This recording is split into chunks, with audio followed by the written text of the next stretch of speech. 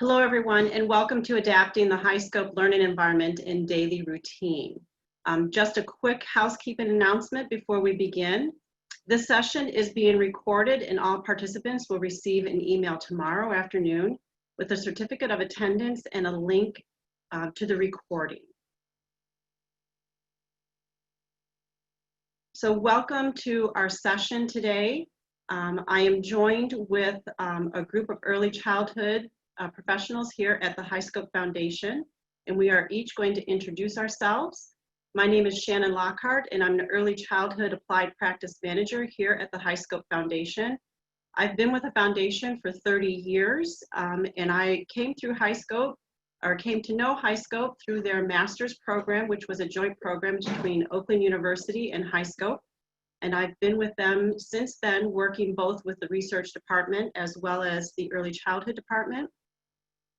I have worked on many research projects, developing instruments like the core, as well as the PQAs, Program Quality Assessment Tools. I spent 8 years in the demonstration classroom where I mentored teachers and was a teacher myself.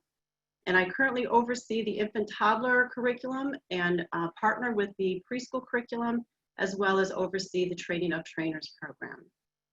So Holly, would you like to introduce yourself? Sure, thanks Shannon. My name is Holly Delgado and I am an early childhood specialist with HighScope Educational Research Foundation. I've had the pleasure of working with Shannon in creating this and thinking about how we might be able to take learning, or what learning might look like in COVID-19 and during the times that we're going through right now. So we know that this is definitely a tough time. So thank you all for joining us, and I will join back up with you at the end of the session as we get to your live question and answers. So Jennifer, would you like to go next?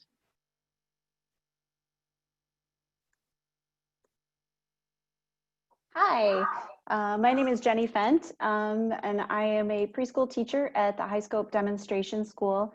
I've been working in classrooms as volunteer, assistant teacher, lead teacher, co-teacher for the last 10 years, and I've been a HighScope certified teacher since 2015. Sharon, would you like to introduce yourself? Hi, my name's Sharon. This is my second year with HighScope, and I've been in the field of early childhood education for about 19 years, and happy to be here. So as Holly said, each of us has contributed in different ways to get this webinar up and running for you all. Holly and I have been talking about the ideas of how to support programs and beginning their schools in the fall for a while now, and Sharon and Jenny both helped in terms of getting pictures and things like that to support you and give you some ideas in the classroom. So we thank everyone for joining us, and this is the first of 5 webinars in the series that we are going to be offering on different aspects of our programs and how the COVID has affected our normal preparation for beginning, but also our continuation throughout the year to support both teachers as well as children and families through this COVID-19. These webinars are in response to all the phone calls and the emails, as well as questions that were generated at last week's roundtable, and how HighScope could offer guidance in implementing the curriculum to its fidelity. So today's webinar will focus mainly on the learning environment and daily routines, and beginning discussion on the adult-child interactions, mainly for face-to-face learning. And tomorrow we'll be addressing the same topics, but mainly focusing on the virtual aspects of learning and partnering with families in this process. Again, this is mainly for preschoolers. We know that infant toddler programs are going through the same process, but that's a whole different world and webinar. And so we're hoping to get some information and something put together for infants and toddlers as well. The next two webinars will focus on how to collect accurate child assessment data when limited in time with children. The first one will focus more for administrators, and the second will focus more for teachers. The last session of this series will focus on establishing these strong relationships with children, building their social emotional skills, and carrying through as supportive, responsive, and nurturing teachers, even through this pandemic, because those social and emotional skills are so important, but we know we're limited to social and physical distancing. So what does that look like? And so we're gonna do that on our last session. Before we get started, we wanted to set the stage specifically for this webinar. These are recommendations to guide teachers and programs as they think outside the box to continue to provide high quality experiences for children in these restricted circumstances. This will be an ongoing learning experience, or what we call in the HighScope curriculum, a work in progress for all of us, and we use that with children. You will learn from day to day and more about how to implement the curriculum and best practices while ensuring safety, because again, safety is the first and foremost. We're used to doing this. You know, providing safety is not new to us. Early childhood, this is what we have to do every day when we have children in our care. So we're just basically stepping up our game so that everyone stays safe and healthy. That's children, teachers, staff, and families.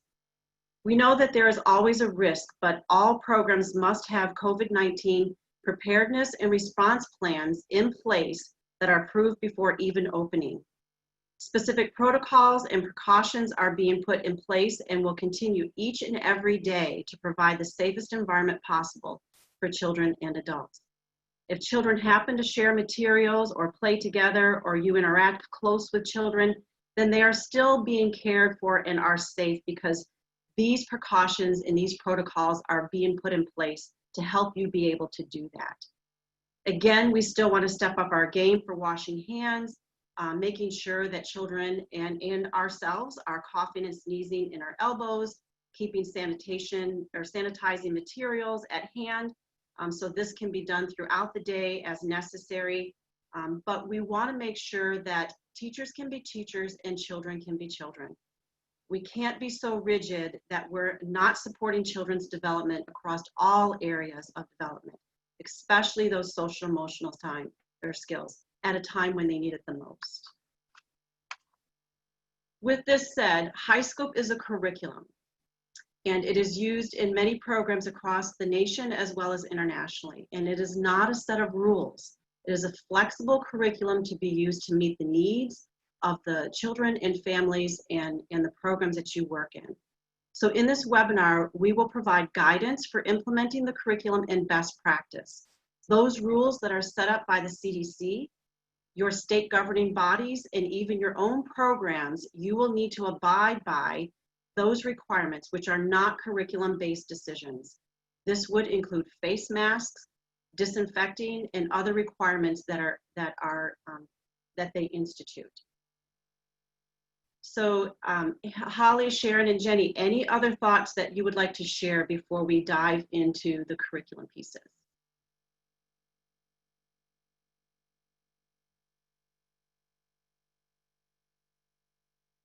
Okay, so let's dive straight into the curriculum. The core of the HighScope curriculum and best practice, again, is active learning. Even in this pandemic, we know that children need to be actively engaged, not only with materials, but also with the people in their environment, because they learn through the relationships and they build and understand their world through relationships and throughout the daily routine. So as you think through your learning environments and your daily routines, keep the ingredients of active learning in mind.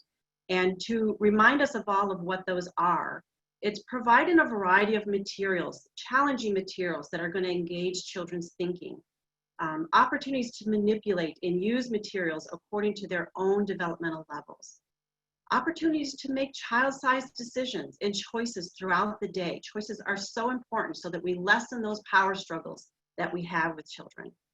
Sharing their ideas through language with others and developing strong thinking skills. and supportive adults who are going to not only scaffold children's learning, but nurture and build those social and emotional skills throughout the day. So let's start with ideas around setting up a safe and accessible environment that is conducive to children's learning. I'm going to share some learning environment guidelines that are part of the HighScope curriculum. I'm going to share those guidelines first, and then we'll show some examples of ways of being able to adapt these guidelines, because we know in this pandemic and with the social distancing and physical distancing guidelines, we need to make some adjustments. So what does that look like? So the following 3 slides are HighScope's guidelines for arranging and equipping the learning environment. Again, I'm not going to go into great detail because you can read this, and those of you who are currently using the HighScope curriculum, you have these in your preschool curriculum book, and we use these all the time to guide us as we plan throughout the year that learning environment to make it challenging in being able to scaffold their children's learning. But we will talk about some tips and strategies that will help continue to meet these guidelines in an active learning way, because we know that some of these guidelines are going to be affected by the requirements. These specific guidelines are arranging and equipping the areas in the classroom. This particular set of guidelines are for choosing materials, and we know that materials play a huge role in how children learn. So we still want to be able to provide a rich environment that will challenge children's learning and their thinking and their development. We know children learn through the manipulation of those materials. They try out ideas, they problem solve, they build on these executive function skills. So we want to provide materials, and we know that they are vital to, but what about the COVID, and how do we make materials safe but accessible for children? So we'll be sharing ideas about this. And these guidelines are really for storing materials. How can we store materials on shelves and still allow children to be able to safely gather the materials and to support their plans and their ideas and their choices throughout the day? And how to make those accessible to them. So we'll be sharing tips about that. So this first tip, or these tips, really focus around the arrangement of the room and the interest areas. So thinking about the whole space in the classroom, we want to be able to provide a self-contained classroom, as the CDC is talking about. So basically keeping the same set of children and the same adults in that classroom, in that space, that share that space. So this will lessen the chances of the virus spreading. And we know that not all classrooms are the same size, but even the larger classrooms are going to be called to modify their spaces. So some ideas are to enlarge areas to allow more space for children to work. You can even combine areas such as the block and the toy, since they lend themselves to building and having those structures and needing to be able to spread materials out for them to use. You can also place shelving along the walls to allow more space. Now I know there are some program rules that allow that we want to make sure that children don't run in the classroom. However, under these circumstances, some of those guidelines are going to have to be put aside. Now, does it mean that we want children to run? Absolutely not. We definitely want to use those opportunities as problem-solving situations and allowing them to be able to work out, why it is that running shouldn't be done, but also why the classroom is open, and allowing them to be able to be safe and be accessible to those materials. So here's an example of some strategies for the sand and water area. So we know that the sand and water area is a common area, that children share materials, they share the actual sand and they share the actual water. And so we know that we have to take that particular part of our room out and modify it differently. So here we can actually see that we can still provide materials with water, with sand, with any type of sensory experience, because we know those are still important for children. But what we can do is be able to provide water and sand, but in individual bins. So we might lessen the amount of materials at the beginning of the year, but have multiple sets in smaller bins and baskets and in Ziploc bags. We might place materials in baskets or Ziploc bags with children's name on it, as you can see on this shelf. We might provide gloves for each child to use to get materials without touching the items with their hands. So we still want to allow for accessible materials by labeling and storing materials in safe ways. There are a couple of ways that you can do this. You can take larger sets of materials and put smaller sets together in Ziploc bags. Then during planning time, children can get a bag from the shelf and bring it back and share their plans of how they're going to be using those materials. Or you can take the larger set of materials and put them into individual baskets and place those on your shelves for children to pull off as needed for their plans, but also during work time. In this example, there's not enough room on the shelf to be able to have multiple baskets of Magnetiles. So what we've chosen to do is to show you an example of being able to put the Magnetiles in individual Ziploc bags to allow children to be able to pull those out and use them individually. Both can be disinfected and reused. And remember that as teachers, we know there's still going to be issues with children needing more materials to expand what they're working on. And we know that that normally happens every day. It's going to happen again. So having backup materials or like materials that children can choose from when possible would help lessen those conflicts. Or again, problem solve other ways of working through this problem of not having enough materials. Because we know we don't want children sharing those materials, but at the same time, maybe it is we do some on-the-spot disinfecting when children are done with something so other children can use that. Again, making sure that it's safe. So the next few slides are going to be shared by and walked through by Sharon and Jenny. Just an idea of how to do things, how to set things up in individual children's materials, and then also really focusing on the art area.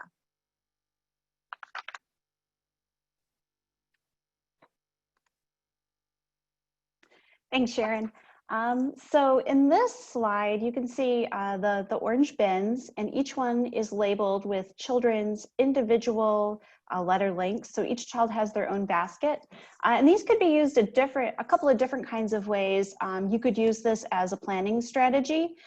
So children use like their planning bin and they go get the materials that they want to use and bring it back to the table. And then you can talk to them about their plan for those materials. You could also use these as a tool for work time. So thinking about using it to collect the materials from different shelves to take back to where they were playing their space in the classroom. And also thinking about, so for planning time, you know, in the beginning of the year, we want to use concrete strategies like using the real materials that children are going to be playing with, you know, for children are new to planning or for younger planners. So being able to go get those materials and bring them back is best practice anyway. And of course, those would be used, you would sanitize those at the end of every day. And so thinking about these child bins according to interest. So our thinking on this was, you know, giving teachers more ways to be able to support children having choice and support active learning in the classroom. So these bins would be put together based on children's interest. So you would gather materials based on, you know, your observations and what you see them playing with.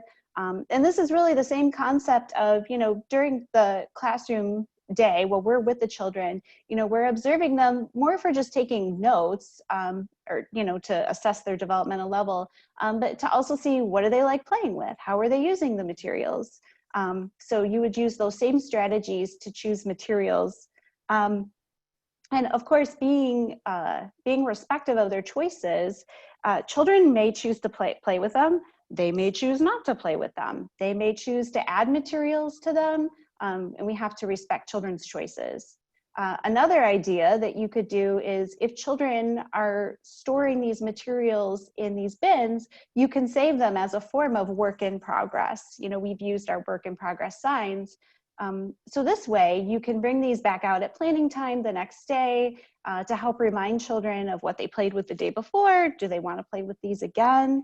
And of course, children could, or excuse me, even if you had these set up beforehand, you could do where children take their letter link and they could choose a bin that they want to play with and attach it to that. And of course, just like all the other materials, these would be sanitized daily. You could sanitize the materials and put them back in the bin for the next day.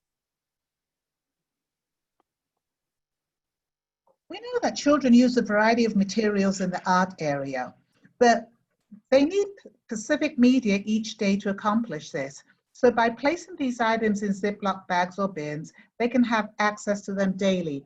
And we've got to remember also that children, they still need to make choices.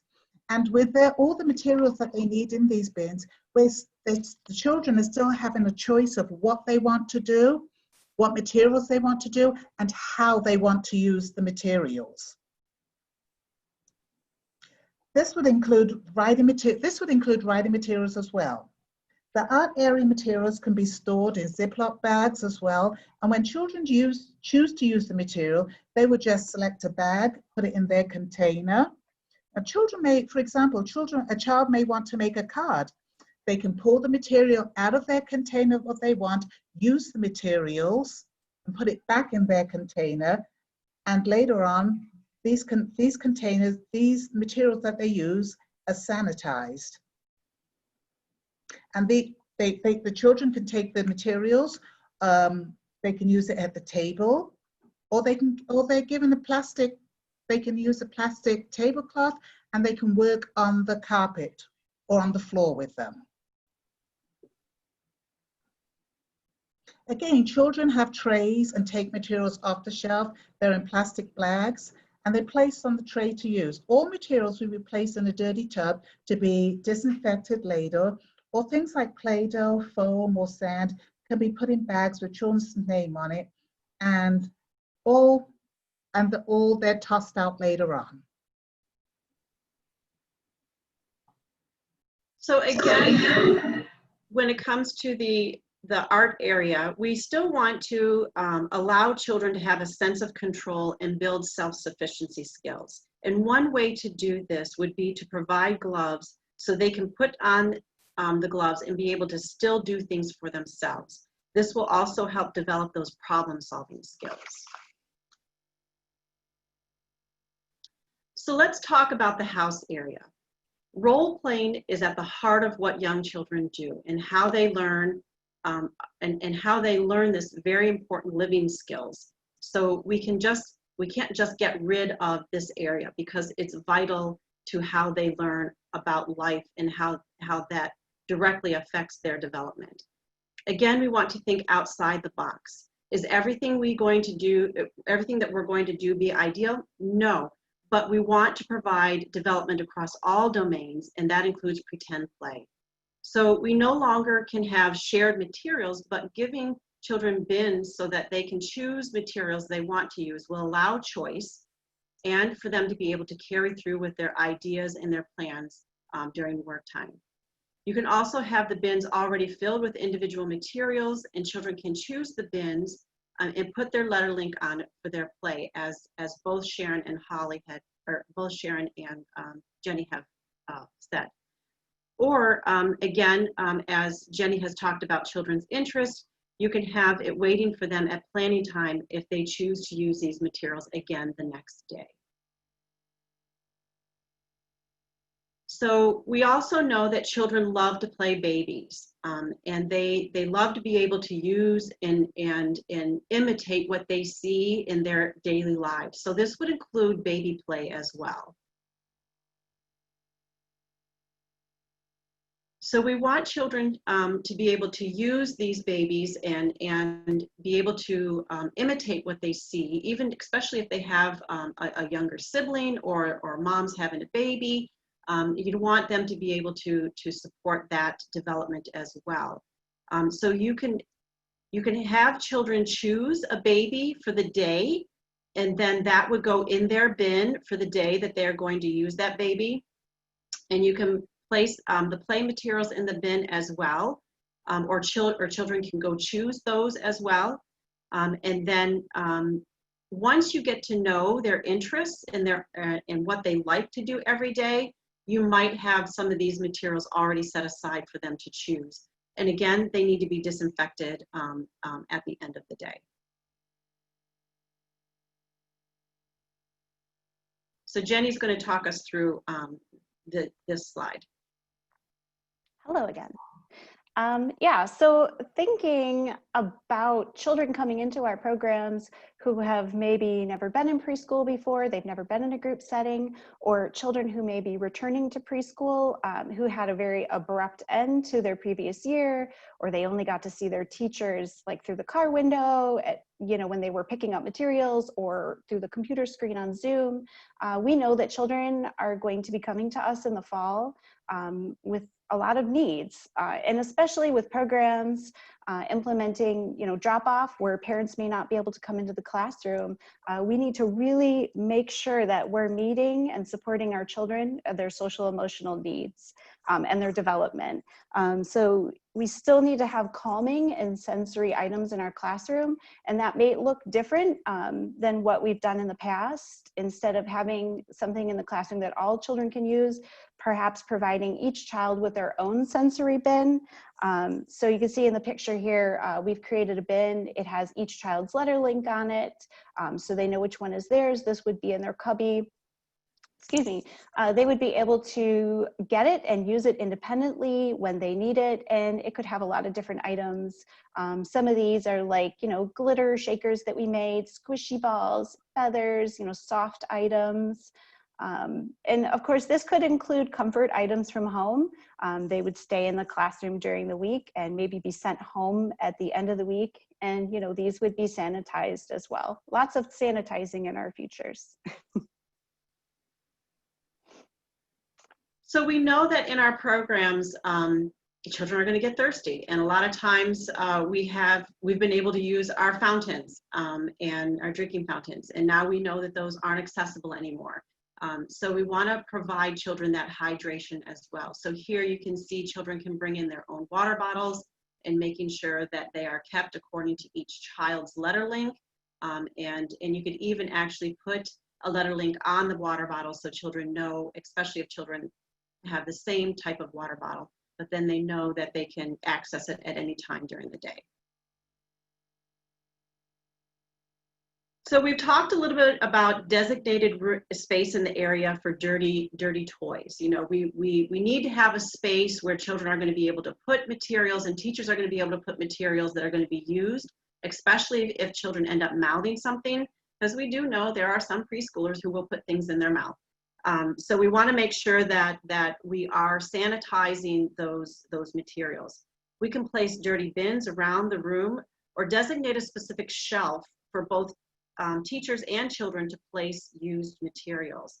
We want children to be as responsible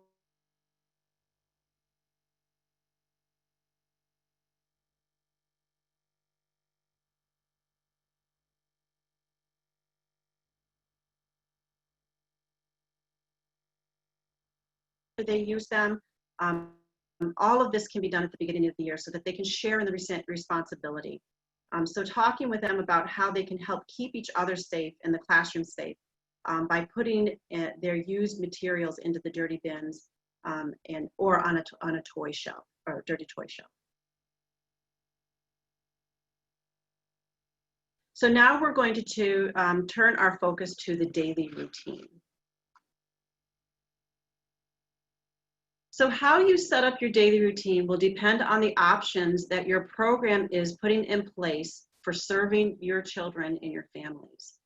So some of what we've heard in the field is that, of course, programs are going back full-time, face-to-face. Other programs might be coming back less than full-time. It might be based on a number of hours they do per day. They might be doing different days during the week, or they might be alternating the weeks. They might go all virtual, or there might be a hybrid of anything above.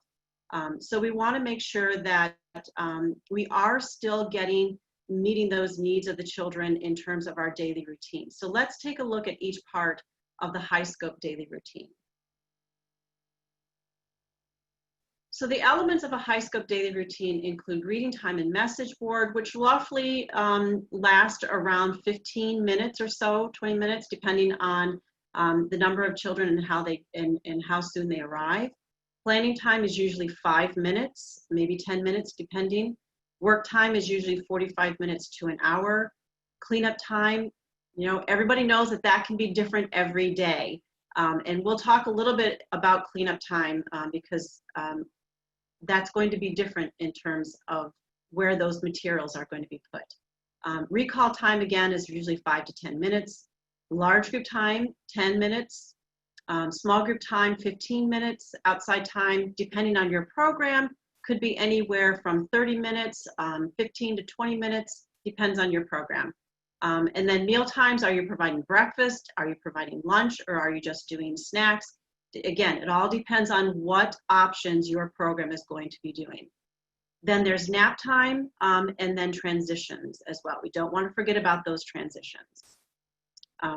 So the routine can be flexible in how it is laid out, but the plan, do, review process must be done in sequence to develop those higher level thinking skills, those executive function skills, as well as expanding children's memory and developing problem solving skills and increasing those language skills.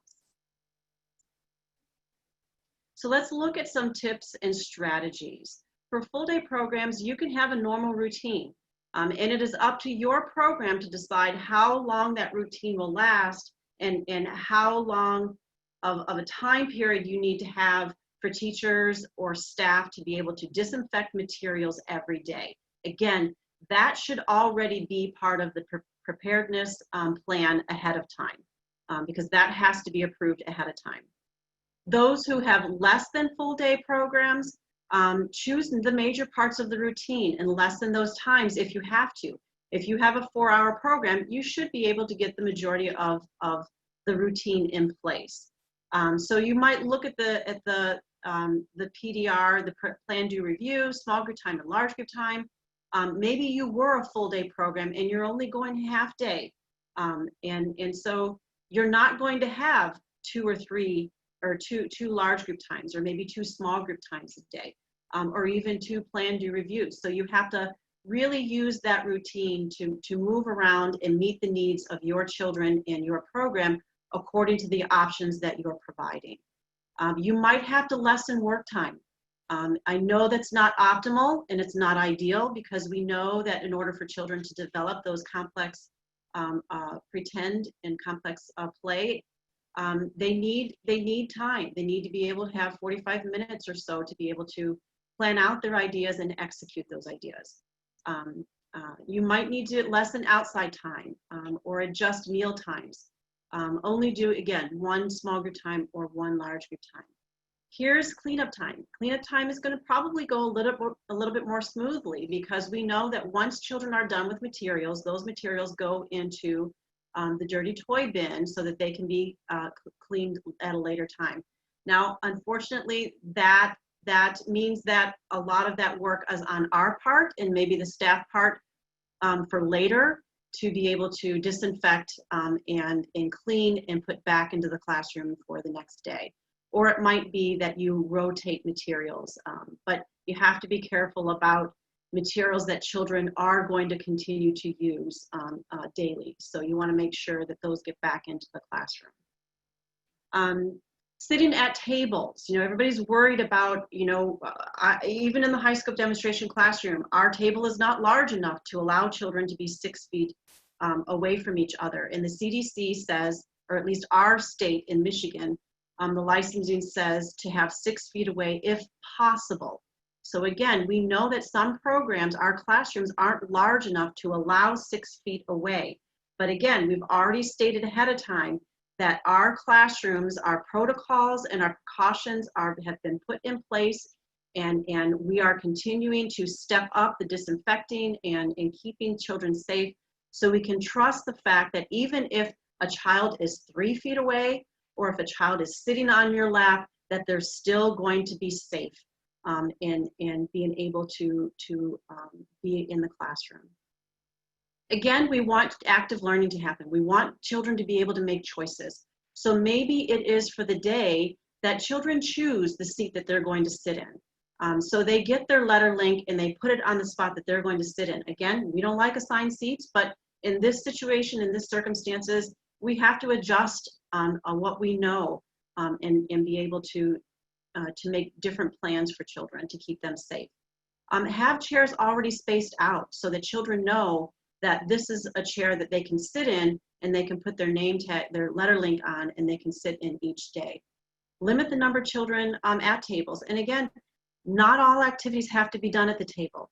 They can be done on the floor, space your children out, separate your tables so that you have more space between them and be able to sit when you're introducing things to them. And if you have the option of doing a daily routine, definitely do it outside if you can, or even parts of the daily routine to do it outside.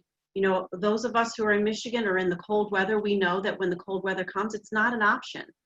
But we could do some things outside if we plan ahead of time and make that plan put in place.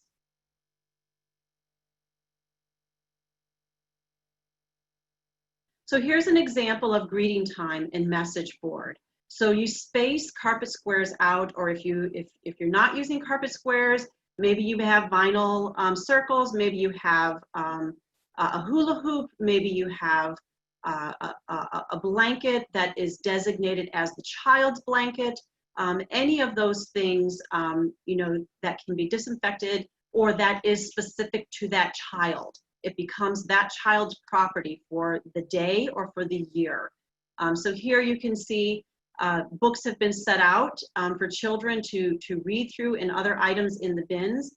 And the children would go or take their bins and sit in on the spot that they want to sit in for greeting time. So children will be able to spread out and they'll be able to follow the message board for that part of the day.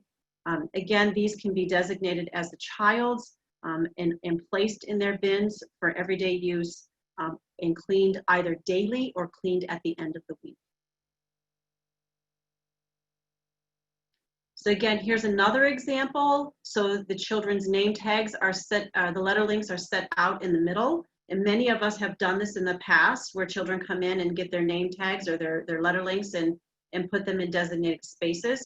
So they can actually still choose where they would like to sit for large group time or for message board or greeting time. So it's just another example.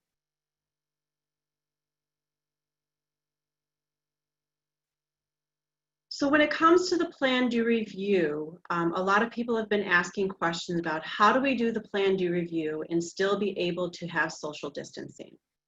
As we've talked earlier in some of the other slides, again, the room has safely been set ahead of time, but there are other things that we can do to help children.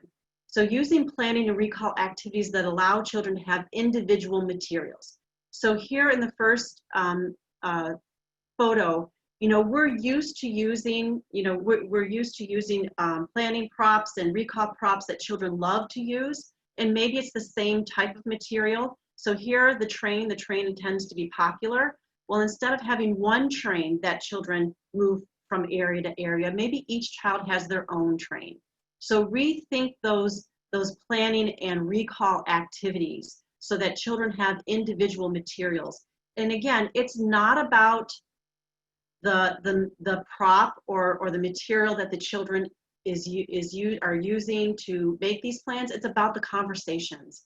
It's about the ideas that we're getting from children and the language we're getting from children, and getting those thought-provoking ideas for them to think further into the future about what it is that they want to do, how they're going to problem solve when things happen, how are they going to use materials, who they're going to interact with, and then again later to be able to recall those and share those ideas and build those executive functioning skills. So again, it's about those conversations.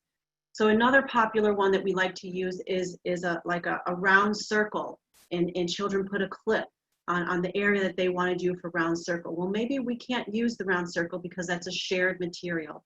So here we would use a strip, and each child gets their own strip, and they would be able to put where they want to go and what they want to do, and tell you what it is that they want to do, or where they went, where did they go first, where did they go second, and what did they do third, for those ideas. So let's talk about work time. Again, it's going to be very difficult for children to not want to interact with each other. And we as teachers know that social development is just as vital and important as children's development as any other domain. So even though we might be able to provide spaces for children to take those materials and work, it might be, like we said, carpet squares. These are blankets that children use for nap time, which gives them a little bit more space. But we know ultimately children may spread their materials into others, and they may want to play with each other. And it's important for children to know that it's okay to do that, and that we're putting precautions in place as much as we possibly can to be able to support them in their development as well as their social skills. And we're going to talk more about adult-child interactions again at that last webinar, which is going to be further into September. But here is just an example of being able to have children take what it is that they've decided to choose during planning time and be able to put it on the carpet and spread themselves out to be able to work. But again, as the year goes on, children are going to want to play with each other because we are social beings, and we know that that children are going to develop friendships, and we want to be able to support that. So keeping that in mind is going to help children be able to follow through and build those social skills as well. So small group time again can take place anywhere. It can be indoors, it could be at the table, it could be on the floor, it could be anywhere you choose to be. So if there's not enough space at a given table, spread children out on the floor and give them a designated space to be able to work.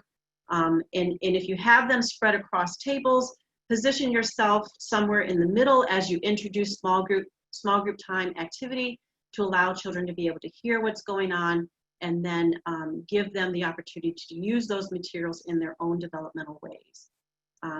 Again, you can use the same format. You introduce the materials, then you allow children to use those materials any way they want to. And then you, as a teacher, will again support and scaffold children, use the materials yourself, move around and talk with children about what they're doing, to again get their ideas and scaffold that learning and extend that learning to the next level. And at the end of small group time, we do the same thing. We warn them and we let them know where those materials need to go so that they can be disinfected and used for the next day. So at large group time, much like we've talked a little bit earlier, you're going to be spreading yourselves out. So large group time is going to take pretty much a good portion of the room if you have a small room. The HighScope demonstration classroom is a small room. So in order to be able to get children 6 feet around or 6 feet away, this is what it looks like. Again, if you don't have that space, children are a little bit closer, just know you put those protocols in place. And children are still going to be able to be safe. You can still follow the format for large group time, having those easy to joins, all of those strategies that we've learned in training and that we've learned through our experiences in implementing the curriculum, those should still be the same and put in place so that children are being supported during each part of the day and that active learning is taking place. Meal times, we know that this is going to be affected in terms of family style serving. So we know that we can't have children share food anymore or serve themselves anymore, and that we want children to be spaced out. But again, if you don't have that room, think outside the box. What can you do to be able to space children out a little bit? But again, we have to still enjoy the time that we have with children, enjoy the conversations that we have with children. So we still want to be able to interact and not be so rigid that we just move children through the daily routine and abide by these strict rules that aren't going to allow children to learn and grow socially as well as otherwise. So still allow children to be able to do things for themselves, and that could be cleanup. They might not be passing things out, but they can still clean up. So here are other parts of the routine. So these are things that you can put in place for outside time and nap time and still be able to abide in active learning too. So the last, we're just going to quickly just really remind ourselves about adult-child interactions. But again, this one is going to be shared at another webinar. So we want to make sure that these are the HighScope guidelines that we offer adult-child interactions. So we want to still offer that comfort and contact for children, participating in their play. We want to be able to converse with children and asking thought-provoking questions and encourage children's problem-solving skills. Teachers need to be supportive, responsive, and nurturing. These behaviors and interaction strategies that put best practice in place should never be compromised, even in the pandemic. We have to be teachers, and we have to be responsive teachers because that's what children need. And we might have children who are coming, and we know we have children who are coming to our programs that don't have responsive and nurturing environments, and we want to be able to provide that. That allows children to be children too. So just a brief, quick change. Some people were asking questions about the program quality assessment. You are going to have to check with your state and quality rating systems to see if observations are going to be able to be conducted. And if they are, the majority of items will remain the same. Some of the rows will be affected, like passing food, dividing spaces and materials, but those can be adjusted. And children can still do things for themselves. Adults can still eat with children and be with children. You still have defined spaces, but it's going to be more broad. And materials can be labeled differently, like we've talked about.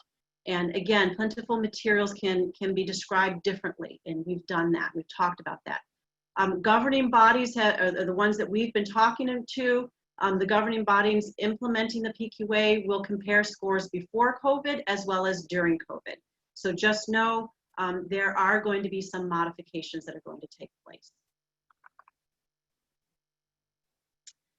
So thank you so much for all our panelists for sharing ideas and participating and at all different levels, even before as well as in this webinar. And we hope that we've given you lots of ideas to take with you. But now we would like to open it up to any questions and answers that we can provide for you. Great. Thank you so much, Shannon. One question that we've got, and I'm going to actually direct this one to Jenny. We've received this question a couple of times. We have some people that might be concerned around the use of Ziploc bags. Jenny, do you have any other recommendations that you might be able to use? So if programs are concerned or perhaps not able to use them in their own program or because of licensing, or that perhaps their children are a little bit younger, what are some other recommendations where we might be able to individualize items for children without Ziploc bags? Yeah, sure. And I remember we had talked about this before too, because, Ziploc bags or any brand of zipper style storage bags can be costly, and programs may be having budget limitations this year as well. So you may not be able to afford to purchase them. And also, as a person who recycles, you maybe don't want to be using all that much plastic. There's the opportunity that you may be able to wipe the Ziploc bags down and sanitize them and use them again.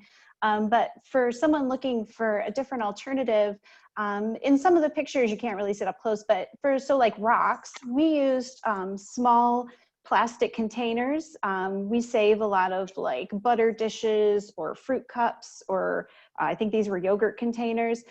So if you have small materials like counting bears, you could use things like that to store them in, and then they would be easily sanitized and you could use them over and over again. If your program has a washer and dryer on site, you could use like cloth bags. Those would be able to be washed and reused. I've seen where they're like food storage bags, but they're reusable. So same thing, you can wash them and reuse them. Any kind of small container that you could fit things in for, like, you know, grab and go style when children are choosing materials would probably work in that instance. That's a great question. Holly, another idea again too would just be using individual baskets. So like we mentioned earlier, instead of having them in Ziploc bags or some kind of plastic bag, you could use smaller baskets or even paper bags. I mean, there's nothing written in stone. Just, again, think outside the box. Yeah, that's a great idea, Shannon, because paper bags can be recycled as well. Great. All right, thank you so much. Another question, this one actually comes from Florence, and then there were a few others that were similar. Shannon, I'm actually gonna ask this one of you. She says, I love the ideas of bins with a child's name on it, but doesn't it limit them? And then a couple other people had some questions around what might happen if children want to play with materials that perhaps aren't in their bin. So Shannon, if you wanna take that one. Yeah, again, as Jenny had mentioned earlier too, is that you know, these bins are going to be empty during planning time. You know, it might have their name on it, but it might be a planning strategy or a planning activity that you give them a bin and they go and they pull materials off the shelf and they put it into their bin and bring it back. And again, Jenny also mentioned that they, even during work time, that if they needed more materials, they would go and get them and put them in their bin. So there is that option of still of having choice. So it's not as though we're giving children materials in saying these are the ones that you have to use. They are making the choice of the materials of how they're getting them and what they're going to do with those. Great, thanks Shannon. And here's another question. Rodney asks, how can we deal with children wanting to play with one another? And some other people have some similar questions around the idea of plan, do, review, and what happens when children might want to share materials. So that's a really good question. And again, this is going to have to play out in your programs, and we're going to have to learn how that's going to take place, because we know, again, we are social beings and children are social beings as well. They are developing friendships. They're learning about what friendships are even about. And we know that even during planning time, children might want to plan with each other because they want to play with each other. So it's not fair for us to say, no, you can't play with each other. Because again, we're limiting children's learning about social development when we do that. We have put, again, I'm going to state it again, we have put every protocol and precaution in place for children to be safe in that environment. And if teachers, if we happen to see a child, if they're sharing materials and we see one put it in their mouth, then we have to problem solve with that child. We have to take those opportunities and talk with them. Remember what we talked about, not putting materials in our mouths. So now we have to make sure that that's disinfected. So make sure that this is put in the dirty bin so that we can get that cleaned and used later. And teachers, we can't always see things. So we know there's going to be shared things. We know that children are going to play with each other even when we're not there. So I think we have to really stress to each other that it's okay for children to interact with each other. We have to interact with each other. If we see a child crying or a child hurt or a child in distress, are you going to leave that child standing there not touching that child at all? No, that's not in our human nature. We have to be able to interact with them and support them and provide them that social emotional skills as well. And we're going to talk again more about this later when we do the webinar, focusing more on adult-child interactions and children's social emotional skills. I think too, Great. if I Thanks, can just, Shannon. oh, sorry. If I could just Go add ahead, really Jenny. quick too. I think that also like the importance of making social stories with your children in your classroom, talking about those issues, because that can be confusing for children. Like, why do we have to stay 6 feet apart? Why can't we this, you know? So understanding that, you know, the things that we're doing in our classroom, we're doing, you know, to keep everybody safe. So, you know, making a social storybook about covering your coughs and washing your hands, and you know, if it's mandated in your program, social stories about mask wearing. So I think those will be important too. Thanks, Jenny. Yeah, that's great advice. One last question.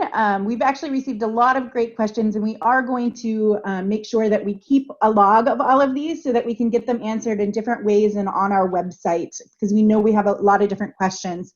But one specifically, Shannon, that came in is that we've been kind of focused on preschool. Do you have any specific guidance for infant and toddler programs, or anything that you might want to share around that?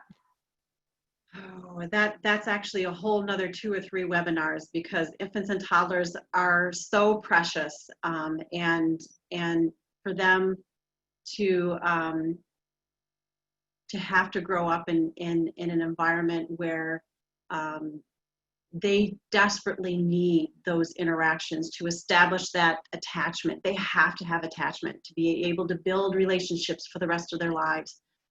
So I know that one is that you don't have to wear, or they don't have to wear a mask, which is helpful.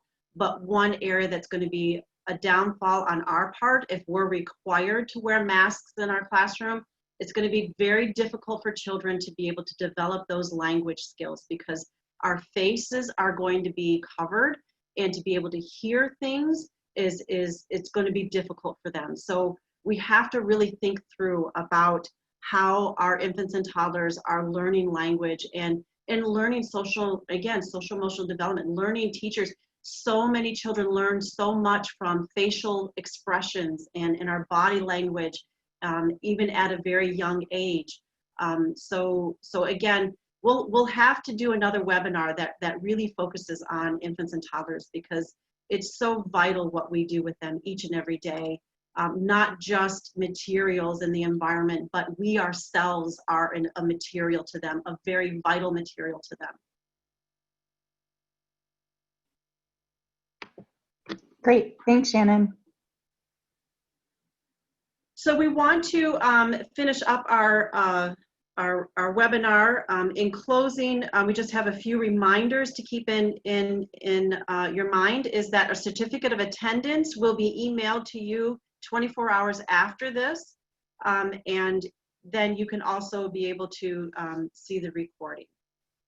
And we want you to stay tuned to our webinars, which were just up on the website, or on our there. So tomorrow we are going to be talking about supporting families and establishing consistent routines and engaging home environments virtually.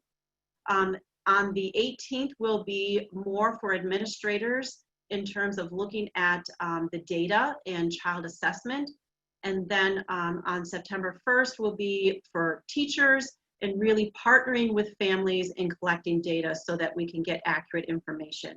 And then this one is September the 9th. This is the one that we're talking about, building relationships with children and families from a distance. And just know that we are going to be continuing to look to the field and teachers and customers on about what they need, what teachers need, and again, we're hearing infants and toddlers. So we will definitely make sure that we get a webinar planned. That probably will be later in September, because you can see all of these are going to be going on first. So just know it will be coming.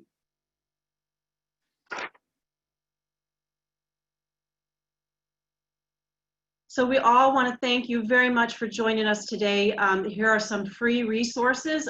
Please check out other webinars, our blog, and our membership, and continue to follow us on HighScope and share your ideas, because we also want to hear from you as well. Thank you again, and have a wonderful day.